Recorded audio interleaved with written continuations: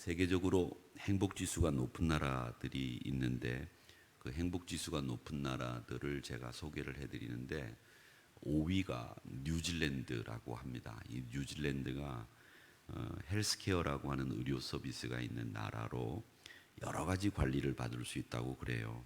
그리고 이 뉴질랜드는 아무래도 이 남녀 평등이 이렇게 이루어지지 않는 나라들이 많이 있는데 남녀가 똑같이 평등한 것으로는 최고라고 하는 나라가 뉴질랜드라고 합니다. 그래서 이 나라가 행복지수 5위라고 합니다. 그 다음에 이제 4위가 어느 나라냐면 이 북구의 유럽의 스위스라고 합니다. 이 스위스는 풍요롭고 삶의 질이 굉장히 높은데 이 교통 질서를 철저하게 지키는 나라라고 합니다. 그래서 이 교통 질서로 인해서 이 나라가 절대 이런 싸움이나 다툼이 발생하지 않고 삶이 굉장히 풍요로워서 삶의 질이 높다고 합니다. 그 다음에 3위가 덴마크인데 이 덴마크가 행복지수가 높은 이유는 정부에 대한 신뢰가 90%가 넘는답니다.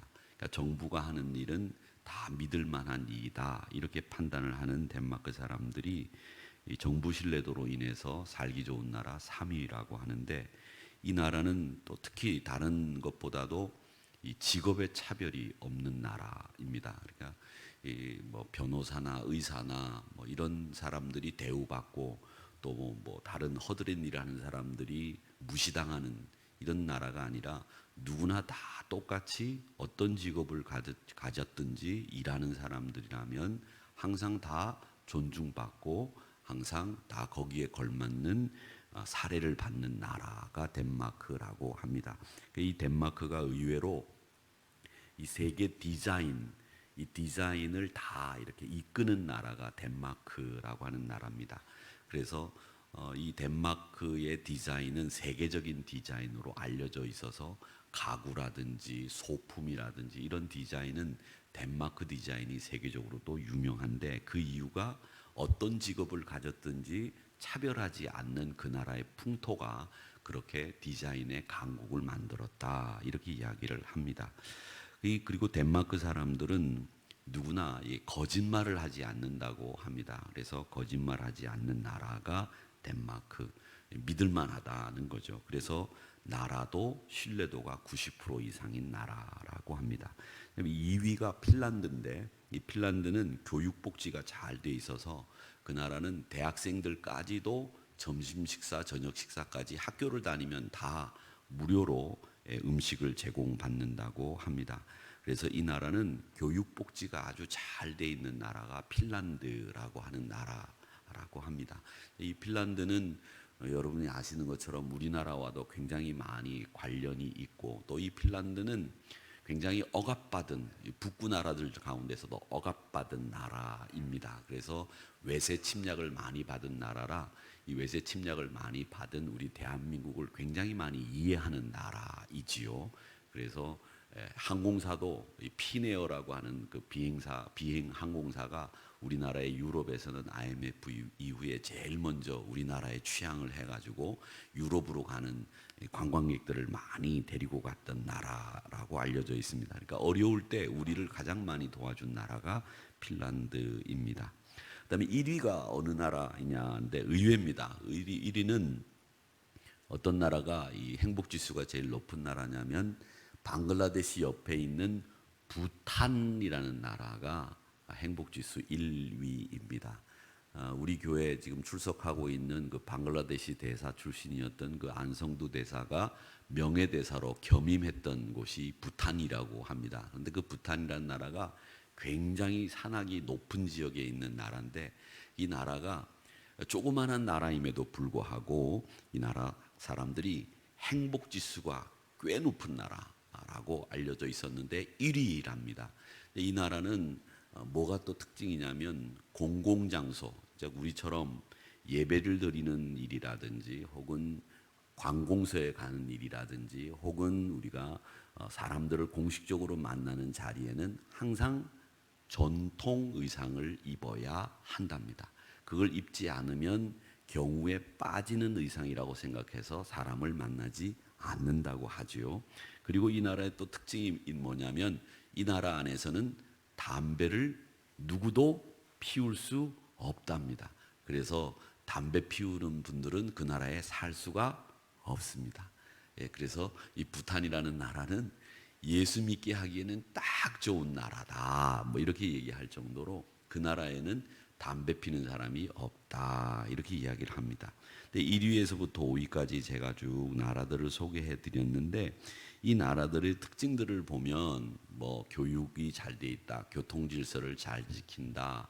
정부에 대한 신뢰도가 높다. 뭐 여러 가지 특징들이 있지만 공통적인 특징이 있습니다. 그게 뭐냐면 정직함이라고 하는 겁니다. 남을 속이지 않고 남에게 거짓말하지 않고 남에게 피해를 입히지 않는 이런 나라들이 이 행복지수가 높은 나라다라는 겁니다. 그러니까 내 이익을 위해서 남에게 해코지하거나 내 이익을 위해서 남을 속이거나 이런 사람들이 없는 나라가 행복한 행복지수가 높은 나라다라는 것을 알 수 있습니다. 보십시오. 이 부탄이라고 하는 행복지수가 1위인 나라도 산악지역인데다가 그렇게 잘 사는 나라도 아니고 아주 가난합니다. 그런데 행복지수가 높은 나라이고요. 북구에 있는 나라들은 여러분이 좀 아시겠지만 오로라라든지 백야 현상이 있어서 이게 한 여름에도 말이죠. 이 날씨가 밤인데도 밤 12시에도 환해가지고 거기는 이 잠을 잘 못 주무시는 분들은 가서 사시면 안 됩니다. 낮에도 환하기 때문에 잠 못 주무시는 분들은 저녁에 꼴딱 밤을 새시기가 십상입니다. 그래서 환경이 그렇게 좋은 날씨가 아니고 1년 12달 중에서 8개월 정도가 추운 날씨입니다. 아주 춥습니다. 눈도 많이 오고요. 그런 나라가 행복지수가 높다라고 하는 것은 환경이 행복지수를 만들어주는 게 아니다라는 것을 우리가 알 수 있습니다. 환경이 아니라 우리 사람들이 남에게 피해 끼치지 않고 남을 배려하는 이런 사람들이 많은 나라가 행복지수가 높은 나라다라는 거죠.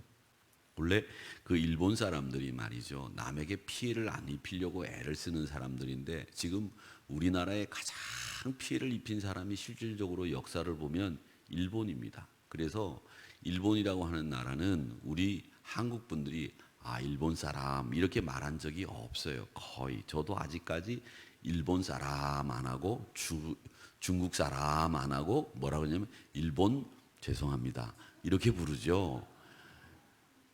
그렇게 부르는데 설교 시간에 뭐 제가 그렇게 부를 수는 없고 일본 한자로 니은 오 니은 미음 이렇게 부르는데 그렇게 부르는 이유는 이 사람들이 겉으로 볼 때는 굉장히 피해를 안 입히는 것처럼 보여요.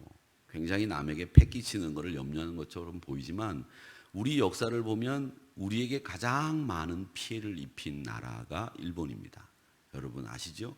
우리가 임진왜란에서 명량이나 노량에서 이순신 장군이 배 12척을 가지고 외선들을 다 물리친 걸 얘기하지만 일본 사람들은 그런 얘기 안 합니다. 아직까지도 그 사람들은 도요토미 히데요시를 비롯해서 일본 장수들이 명나라와 우리나라 군대가 있었을 때 그 명나라와 조선군을 무찌른 3대 대첩을 지금도 이야기합니다.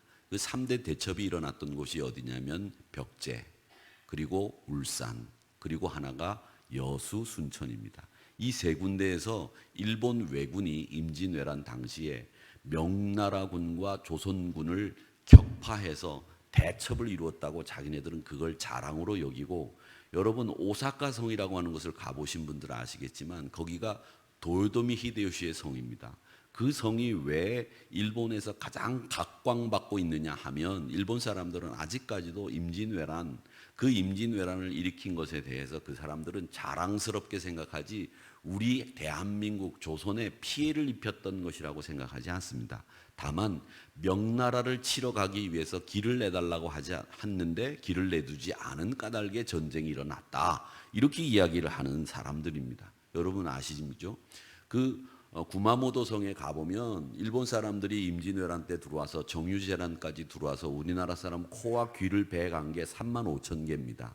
그 귀성이 있고 코성이 있어요. 그걸 묻어둔 데가 우리나라 사람 코를 베가고 귀를 베간 그 3만 5천 개 무덤을 만들어 놓고 그걸 지금도 그 사람들은 그걸 자기네들의 자랑이라고 만들어 놓고 있다는 겁니다. 정말 우리나라를 생각하고 우리나라를 이해하고 우리나라를 우방이라고 생각한다면 그런 걸 사죄하고 그런 걸 없앴어야죠. 그런데 그걸 지금도 자랑하고 있는 걸 보면서 우리가 거기 가서 그걸 본다는 거예요.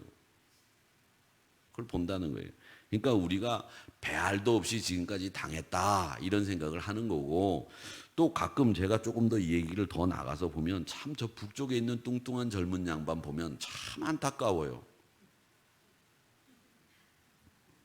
여기까지 하겠습니다. 근데 우리나라를 어릴 때 금수강산이라고 배웠습니다. 살기 좋은 나라라고 배웠는데 우리나라를 보니까 살기 좋은 나라라고 하는 건 분명히 여러 가지가 살기 좋아요. 그런데 그게 뭐냐면 물이 좋습니다. 물이 진짜 좋아요. 우리나라 물은 세계적으로도 최고 물이라고 합니다. 물 전문가들이 목사님 중에 몇 분이 계시거든요. 그 목사님들이 이렇게 뭘 갖고 다니시면서 좋은 물이 나면 이게 이렇게 돌다가 쓴대요. 근데 우리나라 물은 세계적으로 이렇게 좋은 물이 없대요. 유럽 쪽에 가보면 물에 다 석회가 섞여 있기 때문에 그 물 그대로 마시면 배탈 납니다. 그리고 설사합니다. 그리고 나중에는 석회가 몸에 쫙 껴가지고 시멘트처럼 굳어지기 때문에 그 물 드시면 안 돼요. 근데 우리나라 물들은 그런 물이 없잖아요. 얼마나 물이 좋습니까? 그런데 나쁜 것도 많습니다. 여름이 요즘 얼마나 더우냐 하면 후텁지근해서 여러분 동남아시아가 지금 한국보다 더 시원합니다. 산악지대 같은 데는 25도 정도, 바닷가 정도 되는 한 21도 정도 됩니다. 뭐 필리핀이나 베트남이나 내륙에는 덥지만 산악지대 중에서도 중간지대는 덥지만 이 동남아시아가 지금 한국보다 훨씬 더 시원해요. 우리 어저께 서울이 36.2도인가 그렇게 됐었는데 필리핀 온도 보셨는지 모르겠습니다. 베트남 온도 보셨는지 모르겠습니다. 동남아가 훨씬 더 시원해요.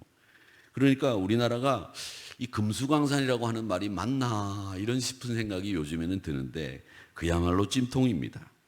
제가 이런 말씀을 드리는 이유가 뭐냐, 우리가 이런 환경이 있다고 할지라도 우리 행복지수가 높은 나라도 대한민국이 될 수 있다는 겁니다. 그런데 우리나라가 행복지수가 높지 않아요. 이유가 뭐냐, 젊은 사람들이 우리 대한민국을 뭐라고 그러냐면 지옥 같다 그래갖고 헬 조선이라고 불러요. 헬 조선. 근데 우리나라가 헬 조선이라고 불리울 정도로 그렇게 나쁜 나라냐, 나쁜 국민들이냐? 저는 아니라고 생각해요. 우리나라만큼 살기 좋은 나라가 없어요. 지금 미국 교회 제가 지난번에 다녀왔는데 미국 교회 목사님들 얘기가 한국이 미국보다 살기가 좋으니까 웬만한 분들이 다시 다 한국으로 돌아가고 있대요. 그게 밖에서 보는 분들의 관점이에요. 근데 우리는 안에서만 보니까 우리나라가 굉장히 살기 어렵고 우리나라가 굉장히 어렵고 힘든 나라라고 생각하는데 여러분, 이런 나라가 어디 있습니까? 특히 어르신들한테는 정말 좋잖아요. 어디를 가든지 천안, 춘천 뭐 어디든 다 공짜로 다닐 수 있잖아요. 지하철만 타면 시간이 많이 걸려서 그렇지. 그리고 제가 보면 가끔 병원에서 약 타러 가다 보면 약을요 정말 시장 보따리만큼 가져가시는 어르신들 계세요. 약이 시장 보따리만 해, 이만해. 병원 투어를 한 번씩 쫙 하는데 보니까 보통 그분이 쓰는 돈이 그렇게 투어를 하고도 한 15,000원이면 그 한 봉다리 약 그걸 다 사요. 시장 가서 그 봉다리만큼 채우려면 10만 원은 사야 돼요. 근데 그보다 더 귀한 약이 15,000원에 병원 투어에 진료까지 다 받고 그런 약을 쌓아놓고 드신다고요. 약을 한 움큼씩 막 드세요. 그렇게 좋은 나라가 어디 있어요? 뭐 약이 많이 주어서 좋은 나라라기보다도 그만큼 혜택이 많다는 거죠. 그러니까 여러분, 우리나라 나쁘다고 말하지 마세요. 우리나라 나쁘다고 말하지 말고, 또 대통령 좀 마음에 안 들어도 대통령 막 욕하고 그러지 마세요. 그 사람도 좀 답답하실 것 같아요. 답답하실 것 같아요. 왜? 자꾸 찾아가서 잘해라 그런데 팍 때리고, 잘해라 팍 때리고, 맞는 것도 한두 번이지 얼마나 성질나겠어요. 눈치 없이 그렇게 계속 쏴대니까. 그러니까 여러분, 좋게 생각하시고 바라봅시다. 그리고 우리가 기도합시다. 그러면 우리나라도 행복지수 5위 안에 드는 나라가 될 수 있는 날이 오리라고 생각합니다. 그런 나라로 만들 수 있어야 돼요. 근데 오늘 말씀해 보니까 얼음냉수 같은 사람이라는 표현이 나옵니다. 얼음냉수 같은 사람. 13절의 말씀해 보니까 충성된 사자는 그를 보낸 이에게 마주 추수하는 날에 얼음냉수 같아서 능히 그 주인의 마음을 시원하게 하느니라. 이렇게 되어 있습니다.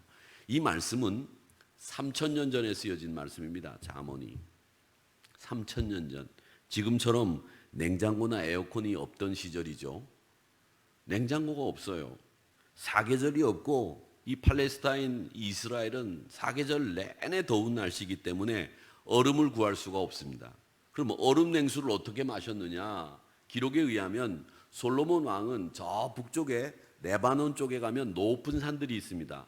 변화산이라고 하는 헬몬산이 있는데 그게 가이사라 빌립보라고 하는 그 지역이에요. 이스라엘 북쪽 지역에 다마스커스 가는 쪽, 다메섹, 성경 말로는 다메섹 가는 쪽에 보면 높은 산이 있는데 그 헬몬산은 그 꼭대기가 만년설로 덮여 있습니다. 내내 1년 내내 눈이 내려요.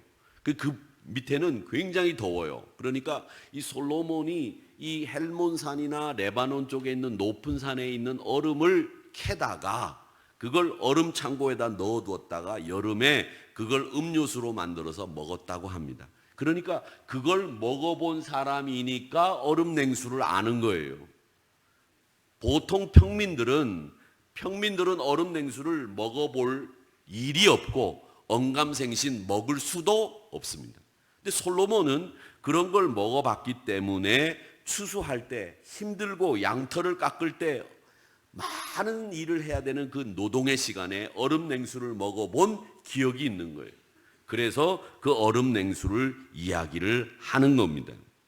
얼음 냉수 같이 시원하게 만드는 사람, 그 사람이 어떤 사람이냐? 첫 번째가 오늘 여기 말씀해 보니까 충성스러운 사람, 이렇게 얘기합니다. 충성스러운 사람. 충성이라고 하는 단어는 우리 남자들이 제일 많이 쓰는 단어입니다. 군대 가면 격려할 때 충성 이렇게 합니다. 요즘도 목사들 가운데서 후배 목사들 저를 보면 충성 이렇게 안 하고 충성 이렇게 인사하는 목사들이 있습니다만은 이게 군대에서 인사할 때 쓰는 구호입니다. 충성. 참 우리나라 군대가 기독교적인 군대예요. 그죠? 충성. 근데 기독교에서 제일 중요하게 생각하는 덕목 중에 하나가 충성입니다. 충성. 여러분 아세요? 충성이라고 하는 말하고 믿음이라고 하는 말하고 이게 똑같은 어원을 가지고 있어요. 피스투스, 피데스. 이게 충성이라고 하는 헬라어 똑같은 어원입니다. 그러니까 충성이란 말과 믿음이란 말이 같아요. 그러니까 믿음이라는 말은 충성스러운 말이다. 이런 말이죠. 오늘 여기 말씀해 보면 왕의 칙서나 친서를 가지고 나가서 왕의 어려운 문제를 해결해 주는 그 충성스러운 사자는 얼음 냉수 같은 시원한 사람, 이렇게 이야기를 하는 겁니다. 여러분 아시는 것처럼 얼마 전에 우리나라가 중동에 핵발전소를 이렇게 수주해 가지고 짓는데 그 운영권을 우리나라에 안 주고 불란서가 핵 운영에는 최고 권위자이고 우리나라하고 이 핵발전소에서 우리나라 핵학자들이 다 유학을 했던 게 불란서 가서 유학을 합니다. 왜냐하면 핵발전이라든지 핵시설에 관련돼서 최고의 권위와 기술을 가진 나라가 불란서라고 하면 안 된다 그러더라고요. 프랑스라고 해야 된다 그러더라고요. 불란서라 그러면 할아버지 같대요. 우리 집에서 불란서라 그랬더니 근데 불란서라 그러면 할아버지 같아요? 그런가 보구나. 근데 영국은 잉글랜드라고 안 하잖아요. 영국은 잉글랜드라고 안 하고 영국이라고 하는 건 촌스럽지 않고 프랑스는 불란서라고 그러면 촌스러운 건가요? 아니잖아요. 영국 그러면 불란서, 독일도 도이칠랜드라고 해야 되죠. 그죠? 독일이라고 하잖아요. 근데 불란서를 프랑스라고 안 하고 불란서라고 그러면 촌스럽다 그러더라고요, 저보고. 그래서 그거 아닌데. 그래도 요즘에 안 쓴다 그래요. 근데 이 프랑스가 핵발전의 최고 나라예요. 그래서 그 프랑스에게 핵발전소의 운영을 맡긴다 이런 얘기가 들어서 그때 대통령 비서실장이 특사로 가가지고 그렇게 하지 마시고 운영도 우리나라에게 맡겨달라는 이야기를 했습니다. 그게 바로 특사, 여기 왕의 친서를 가지고 가는 특사, 사자를 이야기하는 겁니다. 그러니까 여러분 우리 믿음의 사람들은 그렇게 하나님께서 특별히 뽑아서 어려운 일을 맡기기 위해서 보내는 특사와 같은 사람이 누구냐? 세상을 향해서 보낸 사람이 누구냐? 여러분들입니다. 여러분들이 세상을 향해서 하나님이 보내신 특사라고 하는 것을 잊지 마시기를 바랍니다. 그거예요. 그렇기 때문에 우리가 충성스러운 믿음의 특사가 되어서 그를 보낸 하나님에게 추수하는 날 얼음 냉수를 드시게 할 정도로 시원하게 만들어 드려야 될 책무가 우리에게 있다라는 이야기를 하시고 있는 겁니다. 그래서 우리 이 땅을 향해서 특사로 보내심을 받은 우리 성도님들은 생명을 드리기까지 헌신하는 성도들이 되시기를 주님의 이름으로 축원합니다. 요한계시록 2장 10절의 말씀 여러분 잘 아시죠? 너는 장차받을 고난 두려워하지 마라. 너에게 다가올 고난, 그거 어떤 고난이 다가올지 왜 두려워하느냐? 두려워하지 마라. 봐라, 마귀가 너희 가운데 몇 사람을 오게 던져 시험을 받게 할 텐데 너희들이 시험을 받는 날이 한 열흘 정도 될 거다. 그런데 네가 그런 시험 받더라도 두려워하지 말고, 그런 시험 받는다고 낙심하지 말고 네가 죽도록 충성해라. 그리하면 장차 너에게 하나님께서 생명의 면류관을 너에게 주실 줄로 믿는다. 그렇게 말씀하셨거든요. 사랑하는 성도 여러분, 시험 받는 거, 환난 받는 거 두려워하지 마세요. 예수님 이름 때문에, 교회 때문에, 내 믿음을 지키기 위해서 환난 받는 것 때문에 엎어지고 넘어지고 빠지지 마시고, 침륜에 빠지지 마시고, 뒤로 물러서지 마시고, 두려워하지 마시고, 그 시험은 나에게 당연히 찾아올 시험, 예수님의 이름으로, 교회 이름으로 내가 복음을 전하기 위해서 받는 시험, 그건 당연합니다. 하나님 두려워하지 않겠습니다. 다만 나는 그 환난 가운데서 죽도록 충성하겠습니다. 그러면 생명의 면류관을 하나님께서 우리에게 주실 줄로 믿습니다. 이런 믿음을 가지셔야 된다는 거죠. 이게 보내신 이를 얼음 냉수를 먹어 시원케 만들어 드리는 충성스러운 사자의 자세다라는 것을 여러분 잊지 마시기를 주님의 이름으로 축원합니다. 생명을 다하기까지 충성하십시오. 이 충성하는 거, 아까 조금 전에 행복지수가 높은 나라 스위스 얘기했는데, 이 스위스 사람들이 충성스럽기로 유명한 사람들이에요. 스위스 사람들이. 여러분 바티칸 가보셨는지 모르겠습니다만은 로마의 바티칸에 가보면 거기 경비를 쓰는 호위병들 보셨을 거예요. 빨강, 노랑, 초록 이렇게 굵은 스트라이프로 돼 있는 군복을 탁 입고 서 있는 멋있는 군인들 보셨어요?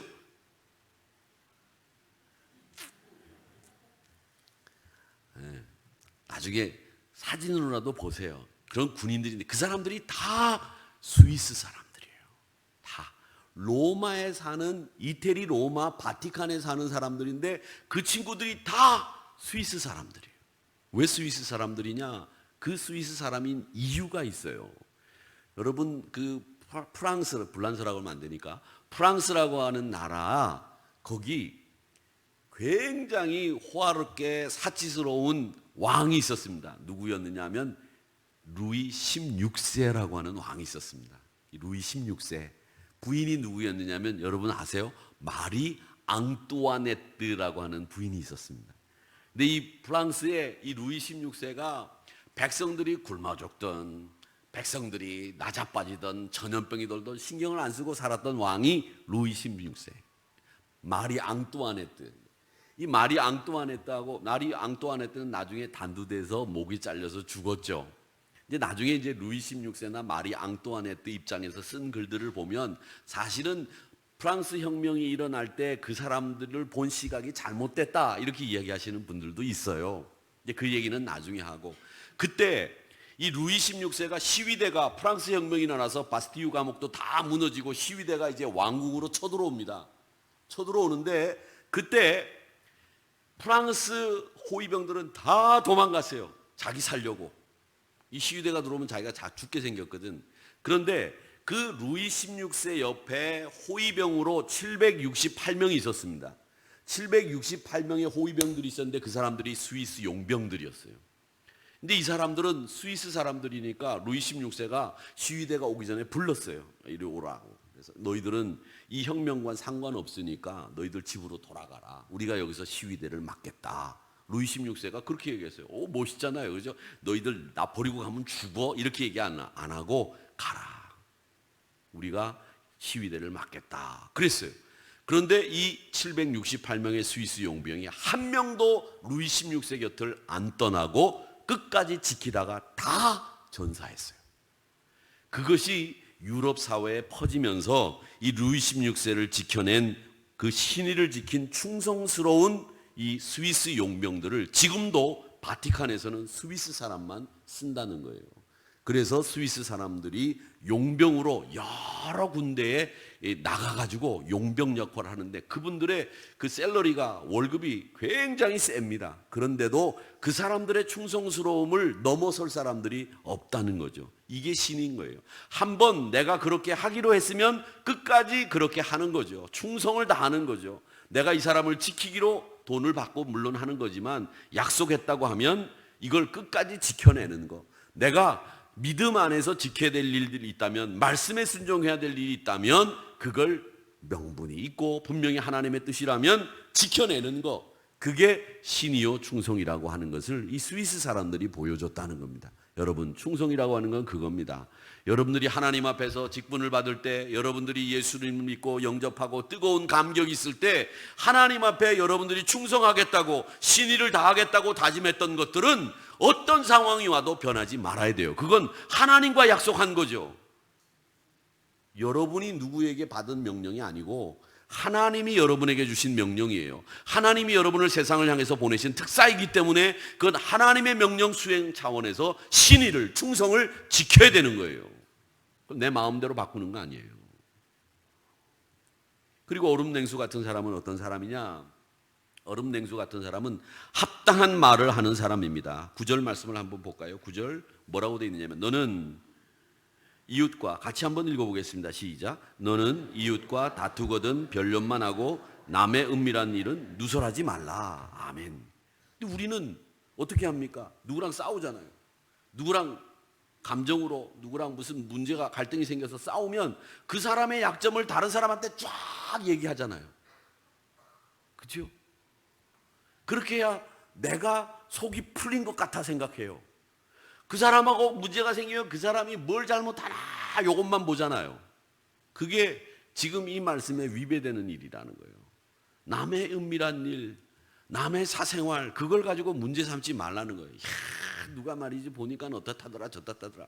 그 약점을 누설해가지고 사람들에게 그 사람이 나쁜 사람이라고 자꾸 포장하고 자꾸 씌워서 그 사람들을 명예를 떨어뜨리는 일을 하려고 한단 말이죠. 그거 안 된다는 거예요. 그게 합당한 말이 아니라는 거죠. 여러분, 남의 은밀한 일을 누설한다고 하는 것은, 남의 비밀을 떠들어댄다고 하는 것은 입이 빠른 사람이라는 거예요. 저는 그 의사들이 처음 이제 의사 면허에 이제 합격을 하고 나면 히포크라테스 선서를 이 의과대학에서 다 합니다. 그때 뭘 하느냐 하면 무엇을 하든지 이 환자의 비밀을 지켜준다라고 하는 선서를 합니다. 의사들이. 근데 목회자들도 그렇고 우리 교회를 직분자로서 섬기는 분들은 성도들 개인의 개인 사생활이나 비밀이나 혹은 약점을 다른 사람에게 누설하지 않겠다고 하는 서약을 해야 되겠다는 생각을 제가 해요. 여러분, 그건 인격이에요. 우리가 어떤 사람의 비밀을 얘기하는 거, 그거 아니에요. 제가 얘기할 것 같으면 제가 어느 날 이 얘기하면 저도 누설하는 게 되는데, 제가 지금까지 그런 얘기를 안 해요. 어디 가서 딱 만났는데 제가 이렇게 닭을 사러 갔어요. 그 닭을 사러 딱 갔는데 거기 가니까 우리 교인이 앉아가지고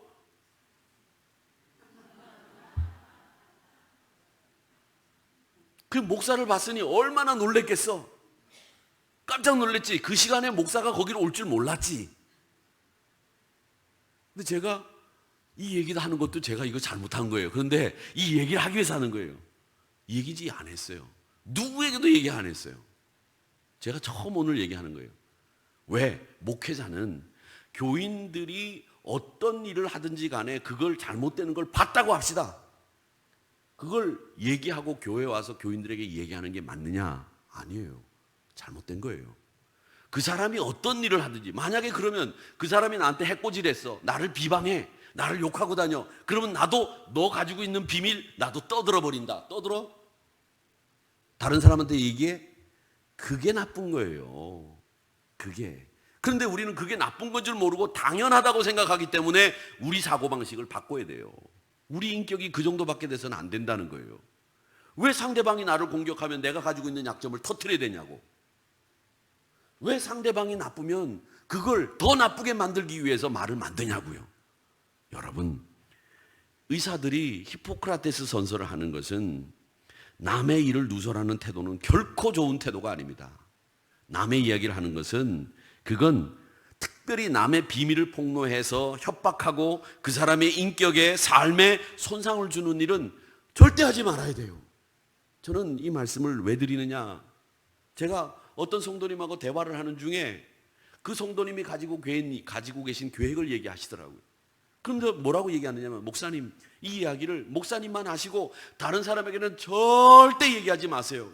왜 그러냐고. 이걸 알면 아무개가 가만 안 있을 거라는 거예요. 제가 그 얘기를 듣는 순간 충격을 받았어요. 우리 하늘교회 교인들이 그런 사람들은 아니에요. 제가 그렇게 얘기했더니 아니라는 거예요. 그 제가 할 말이 없잖아. 여러분, 이렇게 돼서 되겠습니까? 경우에 합당한 말은 11절에 보니까 은쟁반의 금사과라고 했습니다. 11절의 말씀대로 말이 아니면 하지 말고 길이 아니면 가지 마세요. 그게 예수 믿는 사람들이 해야 될 일이에요. 말이라고 하는 것이 때와 장소, 억양에 따라서 뜻이 달라지고 결과가 달라집니다. 여러분, 조그마한 어린아이들 있잖아요. 제가 이렇게 안고 축복기도 하는 애들, 걔네들이요, 제가 눈만 이렇게 뜨잖아요. 지가 내가 눈을 이렇게 쓰는 거지 받기를 해서 내가 인상 쓰는 걸 뭘 배우기를 했겠어. 그런데도 내가 이렇게 딱 인상 쓰면 이러다가 왕 울어요. 사람은 다 알아요. 누가 날 싫어하는지, 누가 날 좋아하는지. 왜 모르겠어요. 합당한 말을 하셔야 됩니다. 그리고 비속어나 이 예수 믿는 사람이 해서는 안 되는 말들은 하지 마세요. 예수 믿는 사람들은 절대 비속어 하지 마시고 욕하지 마세요. 욕하면 안 됩니다. 예수 믿는 사람들이 왜 욕을 해요? 그런 사람들 많아요. 욕을 달고 다녀. 제가 2018년도에는 2018년도라고도 하지 말라 그랬잖아요. 그 말이 무슨 말이에요? 욕 자체는 하지 마라 이 얘기예요. 그래서 우리 박경식 장로님이 나오셔가지고 뭐 보고하시는데 보니까 지금도 박경식 장로님이 서기 장로님이신데 2018년도 2018년도 하다가 얼른 2018년도 이렇게 바꾸시더라고요. 제가 참 감사하고 고맙더라고요. 뭐 얘기입니까? 여러분, 사랑하는 성도 여러분, 부디 빌기는 우리 믿음의 사람들은 항상 우리가 해야 될 일이 있습니다. 그게 뭐냐? 우리는 언제 어디에서나 이렇게 경우에 합당한 말만 하시기를 주의 이름으로 축원합니다. 합당한 말만 하세요. 그리고 하나 더 얘기하고 끝내겠습니다. 얼음냉수 같은 사람은 다투지 않는 사람이에요. 자, 8절을 한번 같이 볼까요? 8절 우리 같이 읽어보겠습니다. 시작. 너는 서둘러 나가서 다투지 말라. 마침내 내가 이웃에게서 욕을 보게 될 때에 내가 어찌할 줄을 알지 못할까 두려우니라. 아멘. 다투지 마세요. 자기 성질에 못 이겨서 남과 다투는 사람들이 있습니다. 성질내고 다투기를 즐기는 분들이 있어요. 그리고 말은 생각하고 하시고, 여러분 감정을 잘 다스리셔야 됩니다. 이 사람과 다투지도 말아야 되는데 하나님과 다투는 사람들도 있어요. 없는 것 같죠. 있어요. 하나님과 다툰다는 건 뭔지 아십니까? 하나님 뜻이라고 하는 것에 염두에 두지 않는 사람들은 하나님과 다투는 거예요. 무슨 일을 할 때 하나님의 뜻이 어디 있는가? 이 일을 할 때 하나님이 좋아하실까? 이걸 생각하지 않고 행하면 그건 하나님과 다투는 거예요. 여러분, 하나님과 다투지 마세요. 하나님과 다툰 나라들이 있지요. 애국, 독일, 나치, 일본 군국주의, 공산주의자들 다 어떻게 됐습니까? 그 끝이 패하고 망한 거예요. 하나님과 다투면, 하나님의 뜻을 거스리면 그 끝은 망하는 겁니다. 하나님과 다투면 망하는 거예요. 그건 제가 특별히 말씀드릴 수 있어요. 하나님과 다투지 마세요. 하나님과 다툰다는 말이 뭔지 제가 설명해 드렸죠. 하나님의 뜻이 무엇인지를 생각하지 않고 하나님이 어떤 걸 좋아하는지 생각하지 않고 행하는 거 다 다투는 거라니까. 잠언 26장 21절의 말씀에 보면 이런 말씀이 있습니다. 숯불 위에 숯을 더하는 것 같이, 타는 불에 나무를 더하는 것 같이 다툼을 좋아하는 사람은 시비를 일으킨다. 그러니까 불을 펴놓고 거기에 기름을 지고 들어가는 거예요. 다투는 사람들은. 어디든지 모이면 항상 다투는 사람이 있어. 시비 거는 사람이 있어. 그런 사람 되지 마세요. 왜 그런 사람이 됩니까? 자기가 똑똑한 척 하려고 말이지. 말이지. 이번에 갔는데 말이지. 말이지. 이게 되느냐고. 그 뭘 따져요. 자기가 안 했는데. 자기는 하지도 않고 오지도 않았으면서. 그러지 마시라고요. 아시겠어요? 제발 다투지 좀 마세요. 싸우지 마시고 좋은 말 하세요. 그냥 상처 주는 말 하고 말이지. 니는 말이지 배운 게 없어가지고 말이지. 니는 가진 게 없어가지고 말이지. 그런 말을 해요. 자기는 뭐 우리가 지금 대한민국 사람이 여기 전체 어디 중에 배운 거 있는 사람이 있고 가진 거 있는 사람이 있었어요. 다 가난했지. 안 그래요? 요즘에야 에어컨 있지. 솔직히 말해 봅시다. 우리가 언제 이렇게 시원한 데서 예배 드렸어요? 옛날에 어릴 때 생각해 보세요. 제가 어저께 저희 집사람하고 그래도 우리가 진짜 살기 좋다 말이지. 정말 좋은 나라에 산다 말이지. 이런 얘기 막 했어요. 옛날에는 얼음이 어디 있어요? 얼음을 살려면은 그 밑에 저희도 서울인데 저는 서울 시골에 살았거든요. 저 밑에 내려가면 얼음집이 있어. 퍼렇게 칠해놓은 집이 있는데 문을 이렇게 딱 열면 그 안에 얼음이 잔뜩 있어. 그 앞에 뭐냐 물숫자에다가 위에다가 점 하나 딱 찍어놨어. 거기 갖고 얼음 사가지고 새끼줄에다 묶어가지고 끙끙 갖고 올라가고 그 쓸어가지고서 먹고 그랬잖아요. 안 그랬어요? 그랬잖아요. 그런 기억 해보시라고요. 저는 그런 기억하면 요즘 진짜 시원해. 그냥 탁 들면 시원한 물 나오지. 뭐가 불만인데? 참 그러지 말자고요. 기분 장애를 앓는 분들이 있습니다. 기분 장애. 기분에 따라 행동하는 분들이에요. 인생은 기분에 따라 사는 게 아닙니다. 자기 기분 나쁘면 말이죠. 교회 와서도 얼굴에 인상 팍 쓰고 다니고 말이죠. 자기 기분 나쁜 거지 뭐. 내가 기분 나쁘게 했나? 그럼 내가 기분 나쁘게 했으면 내 앞에 와서 인상 쓰지. 온종일 인상 쓰고 다녀.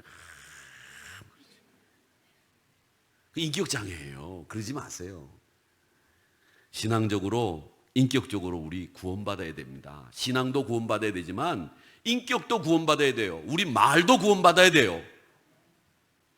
신앙은 생명이지 기분이 아닙니다. 신앙생활, 교회생활 기분 따라 하시지 마세요. 그러면 하나님이 좋아하시지 않습니다. 피스메이커가 되세요. 어디를 가든지 좋은 말 하시고 어디를 가든지 공동체를 화합하고 하나로 만드는 역할을 하시라고요. 그게 예수 믿는 사람들이 해야 될 일이잖아요. 여러분 뭐 때문에 가서 문제를 일으키고 거기서 말을 만들어내고 그게 여러분 의로움을 만들어낼 수 있다고 생각하십니까? 아니에요. 그래서 신약에 보면 사도 바울은 그렇게 이야기했습니다. 고린도전서 16장 18절의 말씀에 보면 그들이 나와 너희 마음을 시원하게 하였으니 그러므로 너희는 이런 사람들을 어떻게 해줘라? 알아줘라.